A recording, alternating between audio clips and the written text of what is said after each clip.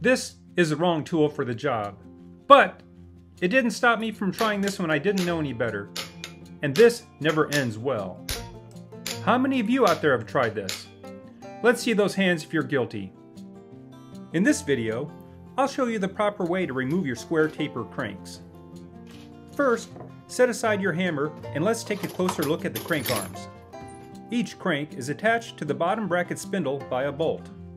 At first glance, one would think that all you would need to do is remove the bolt and pull the crank arm off. However, it's not as easy as that.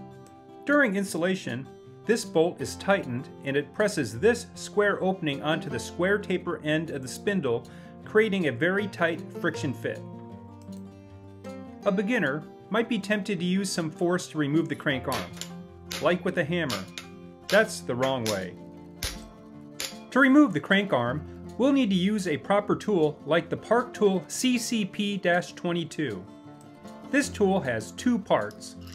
The first part will screw into the threads of the crank arm found here. The second part will screw into the first part, and this will press against the end of the square taper spindle, pulling the crank arm free. Don't worry if that sounded confusing. I'll demonstrate this in a moment. Here's how to use the tool to remove the crank arm.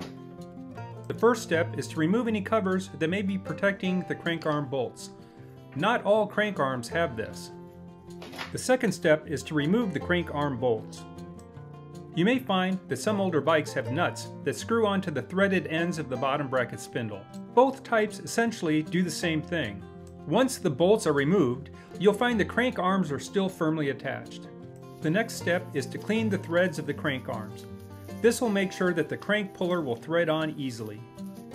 With the threads cleaned, it's time to thread on the first part of the tool. Be sure you're not cross-threading the tool as it's being installed, and also make sure you thread it all of the way in. Cross-threading, or not fully inserting the tool all of the way in, can result in unrepairable damage to the crank arms. The last step is to screw the second part of the crank pulling tool into the first part. As it screws in, it will eventually reach the end of the square taper spindle of the bottom bracket.